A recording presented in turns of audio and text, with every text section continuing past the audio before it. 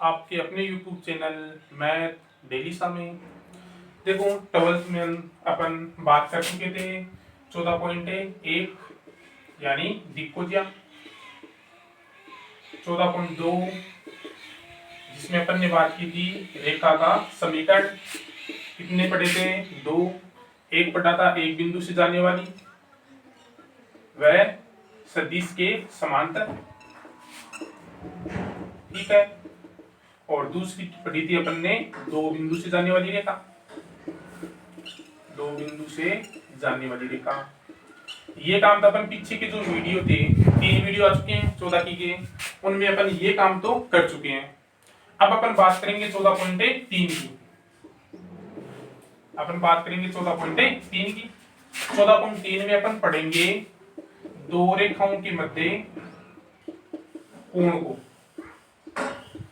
दो रेखाओं के मध्य कोण है उसको अपन देखेंगे। दो रेखाओं का रूप कौन सा होता है? एक होता है सदिश रूप और एक होता है काटती रूप। अब सदिश रूप के लिए कोण का कौन सा फॉर्मूला होता है, काटती रूप के लिए कौन सा होता है? दो ही चीज आपको ध्यान में रखनी है। तो देखो वो चीज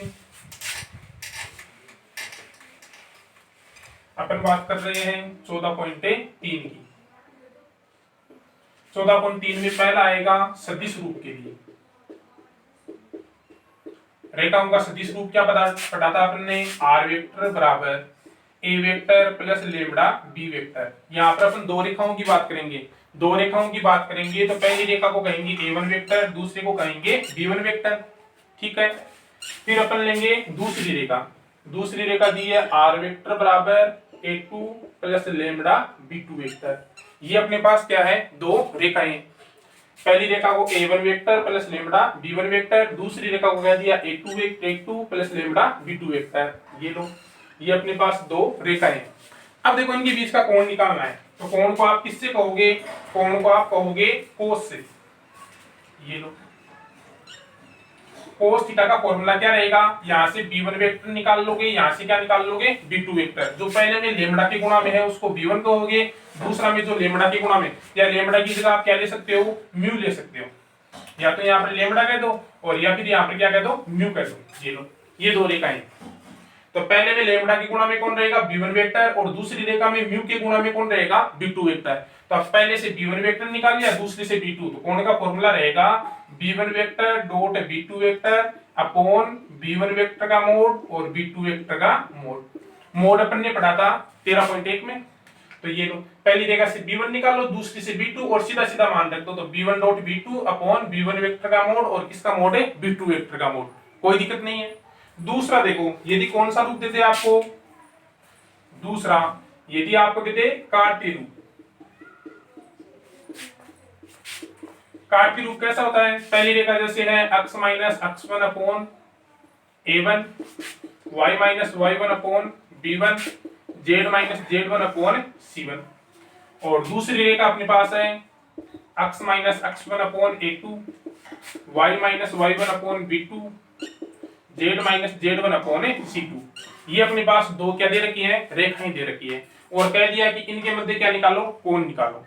अब देखो कोण निकालने के लिए वही रहेगा कोस थीटा। अब यहाँ पर अपने लेमडा और म्यू के गुणांक लिए थे, तो लेमडा और म्यू के गुणांक कहाँ आते हैं? नीचे वाली संख्या में आते हैं। तो यहाँ पर इसके द्विघात A1 B1 C1 निकालोगे, इसके द्विघात A2 B2 क्या निकालोगे? C2 निकालोगे।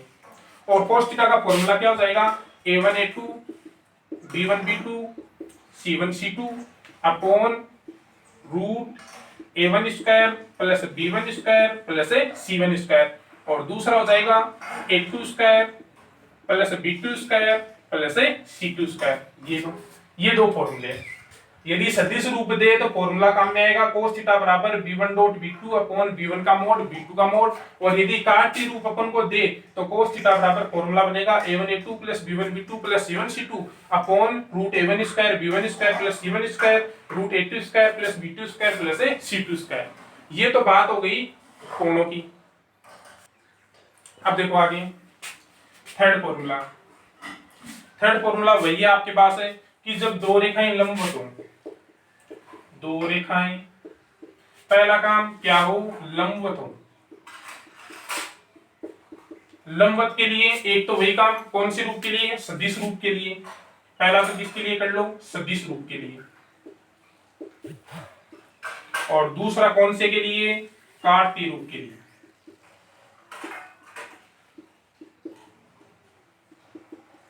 यदि आपको सदिश रूप दे रखा है तब तो रेखा लंबवत होने के लिए क्या रहेगा, तब तो रेखा लंबवत होने के लिए रहेगा b1 डॉट b2 वेक्टर है वो कितना आएगा, 0।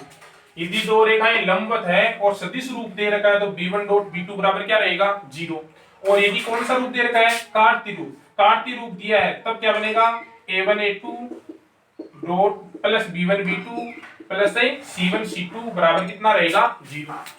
पहला कौन सा, जब सदिश रूप दिया है तो पहली रेखा के b1 निकालोगे, दूसरी रेखा से b2 और दोनों का डॉट है वो कितना रहेगा, 0। और यदि कार्तीय रूप दिया है तो a1 a2 plus b1 b2 plus c1 c2 बराबर कितना रहेगा, 0 रहेगा, कोई दिक्कत नहीं है।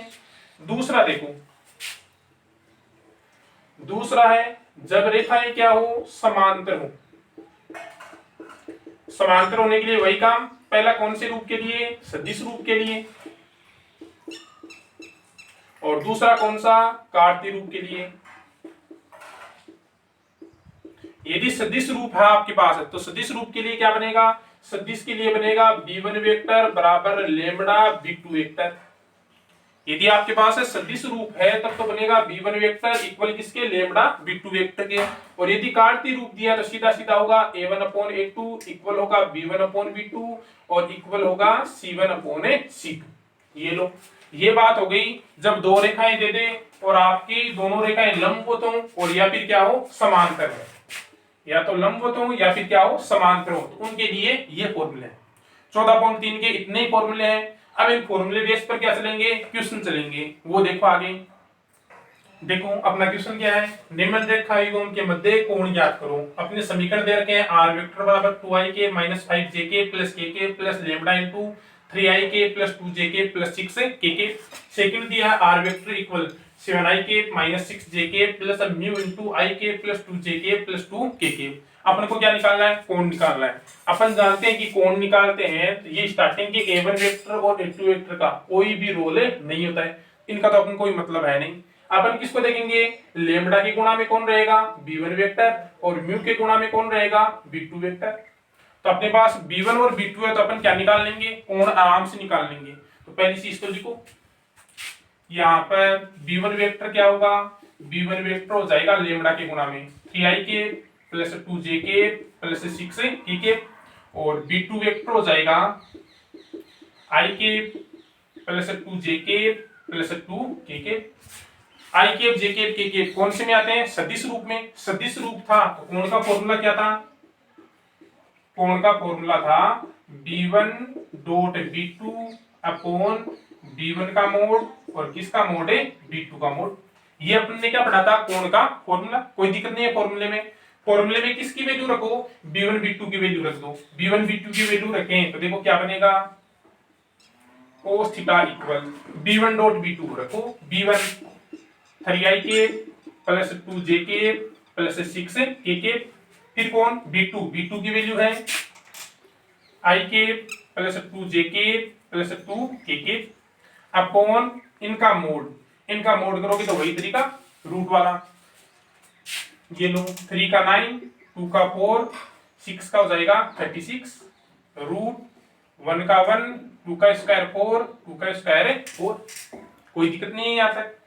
ये लो cos थीटा इक्वल, ऊपर अपन डॉट यानी कौन सा गुणा है, अदिश गुणा। अदिश गुणा कैसे करते हैं, आई केप वाले को आई केप के गुणांक से गुणा, जे केप वाले को जे केप के गुणांक से गुणा और के केप वाले को के केप के गुणांक से गुणा करेंगे तो क्या बनेगा, देखो 3 और 1 गुणा होगा 3, जे केप का 2, जे केप का 2, 2 2 कितना हो जाएगा 4, के केप का 6, के केप का 2 यानी कितना हो जाएगा 12 अपॉन ये कितना रहेगा 49, 49 का कितना होता है 7, ये कितना रहेगा 9, 9 का कितना होता है 3। cos थीटा इक्वल कितना रहेगा 19, 12 4 16, 16 और 3 21, ये 19 और 19 के अपन में कितना रह जाएगा 21। अपन थीटा की वैल्यू निकालें तो थीटा इक्वल कितना हो जाएगा cos इनवर्स 19 बटे कितना हो जाएगा 21। ये अपना क्या हो जाएगा कोण। सेकंड पार्ट भी सेम टू सेम ऐसा ही है, लेमडा के गुणा में b1 रहेगा, म्यू के गुणा में b2 रहेगा, b1 b2 की वैल्यू निकालेंगे और अपना जो फॉर्मूला है उसमें b1 और b2 की क्या रख दोगे, वैल्यू रख दोगे। सेकंड पार्ट आपको ही करना है, नहीं होता है तो आप कमेंट करके बता देना, अगली वीडियो के साथ शामिल कर दूंगा, ठीक है। अब देखो अगला क्वेश्चन, अगला क्वेश्चन देखो क्या दिया है।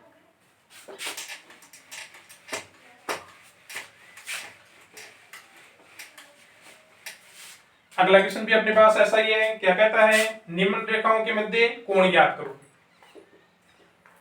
जो रेखाएं हैं उनके मध्य क्या ज्ञात करना है, कोण ज्ञात करना है, ठीक है। रेखाएं दी क्या क्या है, x माइनस 2/2 इक्वल है y माइनस 1/5 इक्वल है z प्लस 3/-5 माइनस 3। और दूसरी रेखा इनको दी है x प्लस 2/-1 y माइनस 4/8 और z माइनस 5/4। ये अपनी क्या दे रखी है, रेखाएं दे रखी है। अब रेखाएं दी है तो कौन सा रूप है ये, कार्तीय रूप। x y z वाला कौन सा रूप होता है, कार्तीय रूप होता है। कार्तीय रूप से क्या निकालते हैं, पहली रेखा से a1 b1 c1 और दूसरी रेखा से बट्टे वाले क्या होते हैं, a2 b2 c2। तो अपने पास a1 क्या हो जाएगा, ये फर्स्ट a1, ये हो जाएगा a2, ये हो जाएगा b1 और ये हो जाएगा कौन है, c1। इसी तरह सेकंड रेखा है तो सेकंड रेखा वाले a2 b2 और कौन हो जाएंगे, c2। यहां तक कोई दिक्कत नहीं है, लिख दो ये लो। यहाँ a1 हो गया 2, b1 हो गया 5, c1 हो गया -3, a2 हो गया -1, b2 हो गया 8 और c2 हो गया 4। a1 b1 c1 a2 b2 c2 केवल इनकी ही वैल्यू निकालनी है। सदिश रूप है तो b1 वेक्टर और b2 वेक्टर की वैल्यू निकालनी है, और कार्तीय रूप है तो a1 b1 c1 a2 b2 c2 की वैल्यू। अब अगर ये वैल्यू आ गई तो अपन कोण का फॉर्मूला लगा देंगे। कार्तीय रूप के लिए कोण का फॉर्मूला क्या पड़ा है, a1 a2 b1 b2 plus c1 c2 upon root a1 square plus b1 square plus c1 square root a2 square plus b2 square plus c2 square. ये अपने कौन से, कार्तीय रूप के लिए कोण का फॉर्मूला पड़ा है। अब ये फॉर्मूला है तो केवल मान रख दो, cos theta equal a1 a2 यानी कितना हो जाएगा, -2, b1 b2 यानी 8 5 कितना हो जाएगा, 40, c1 c2 कितना आ जाएगा, -12 अपॉन रूट a1 स्क्वायर कितना हो जाएगा 4, b1 स्क्वायर कितना हो जाएगा, ये लो 25, c1 स्क्वायर -3 का कितना आ जाएगा 9, रूट a2 स्क्वायर कितना आ जाएगा 1, b2 स्क्वायर 8 का 64 और c2 स्क्वायर कितना हो जाएगा 16। सही कर दो, cos थीटा इक्वल ऊपर बोलो कितना रहेगा, ये हो गया -14, 40 में से 14 कर दो माइनस, कितना रहेगा 26 अपॉन वाले ये कितना बनेगा अपने पास है 29 30 और कितना आ जाएगा √38। ठीक है, ये हो जाएगा अपने पास कितना 16 और 64 हो जाएंगे कितने 80 और ये कितना हो जाएगा 81। ये लो cos थीटा इक्वल क्या रहेगा 26 अपना है ही, 81 का कितना होता है 81 का हो जाएगा 9, 38 का अपने पास है नहीं होता है तो इसको रहने दो अंदर। ये लो और थीटा इक्वल क्या आ जाएगा cos इनवर्स 26/9 √38। ये अपना क्या हो जाएगा आंसर हो जाएगा। ठीक है, अब देखो अगला क्वेश्चन। अब देखो क्वेश्चन क्या है अपना, दर्शाइए कि बिंदु 1 -1 2 3 4 -2 से होकर जाने वाली रेखा 0 3 2 व 3 5 6 से जाने वाली रेखा पर क्या है लंब है। अब लंब के लिए मैंने दो ही फॉर्मूले बताए थे। लंब के लिए कौन कौन से फॉर्मूले बताए थे, यदि सदिश रूप है तो b1 डॉट है b2 इक्वल कितना होगा 0 और कार्तीय रूप है तो a1 a2 plus b1 b2 plus c1 c2 equal कितना होता है 0। तो आपको इन दोनों में से देखना है, या तो सदिश रूप बनाओ तो b1 डॉट b2 निकालना पड़ेगा, कार्तीय बनाओ तो a1 b1 c1 a2 b2 c2 निकालने हैं। अब अपने पास बिंदु दे रखे हैं तो बिंदुओं से तो सल क्या रहता है द्विघात निकालने, सल सा काम रहता है। तो पहले ये लो स्टार्टिंग की जो रेखा है उससे बना दो, स्टार्टिंग की यानी कौन सी रेखा इन दोनों बिंदु से जाने वाली रेखा बिंदु कौन कौन सा है, 1 -1 2 और 3 4 है -2 से जाने वाली रेखा के दिक्कनुपात। दिक्कनुपात को क्या कहोगे, दिक्कनुपात की पहली रेखा है तो उसको कहोगे A1 B1 C1। क्या आएंगे वो लोग, दो बिंदु दे रखे तो दिक्कनुपात निकालने का क्या बताया था फॉर्मूला, ए का x2 - x1 बी का y2 - y1 सी का z2 - z1। तो A1 है तो ये लो x2 - x1 यानी कितना हो जाएगा 3 माइनस कितना हो जाएगा 1, y2 - y1 तो हो जाएगा 4 minus minus plus 1, z2 - z1 -2 और ये भी क्या हो जाएगा -2। यानी क्या आ जाएंगे दिक्कनुपात है, ये 2 आ जाएगा, ये आ जाएगा 5 और ये आ जाएगा -4। ये तो हो गई पहली रेखा की दिक्कनुपात। अब बनाओ दूसरी रेखा की। दूसरी रेखा कौन सी है, जो इन दोनों बिंदुओं से जाती है, तो ये लो तथा बिंदु 0 3 2 व 3 5 6 से क्या करने वाली, जानने वाली रेखा के दिक्कनुपात। पहली रेखा के दिक्कनुपात को A1 B1 C1 कहा था, तो दूसरी रेखा के दिक्कनुपात को A2 B2 और C2। निकालने का तरीका वही, सेकंड में से फर्स्ट वाले माइनस कर दो तो क्या बनेगा 3 - 0 5 - 3 6 - 2। सोल्व करोगे तो ये 3 ये हो जाएगा 2 ये हो जाएगा 4। कोई दिक्कत नहीं है यहाँ तक। A1 B1 C1 आ गए, A2 B2 C2 आ गए। अपन को देखना है कि ये जाने वाली रेखा कैसी होनी चाहिए, लंब होनी चाहिए। तो लंब के लिए A1 B1 C1 है तो कौन सा फॉर्मूला काम में लोगे, ये फॉर्मूला काम में लोगे। ये लो अपन इस फॉर्मूले को देखेंगे, यदि ये 0 आ गया तब तो ये राइट है और 0 नहीं आया तो अपने पास राइट है नहीं है, तो निकालो। ये लो A1 A2 plus B1 B2 plus C1 C2। A1 A2 करोगे तो A1 कितना है 2 और A2 कितना है 3, तो ये लो। B1 B2 करोगे तो B1 5 और ये कितना है 2, तो ये हो जाएगा 5 4 से 2। C1 C2 करोगे तो -4 और ये कितना है 4, तो ये लो -4 हो जाएगा 4 से। आगे सोल्व करोगे 6 10 और -16 सोल्व करोगे तो कितना आएगा 0। A1 A2 B1 B2 C1 C2 की वैल्यू कितनी आ रही है 0 आ रही है। इसकी मतलब है दोनों रेखाएं कैसी है, लंबवत है। बस अपन को यही दिखाना था। ये हो गया अपना तीसरा क्वेश्चन। आगे के क्वेश्चन है वो अपन लेकर आएंगे अगले वीडियो में। यदि यहाँ तक किसी भी क्वेश्चन में दिक्कत है किसी भी एग्जाम्पल में तो कमेंट करके जरूर बताना और अंत में चैनल को लाइक शेयर सब्सक्राइब जरूर करना। ओके।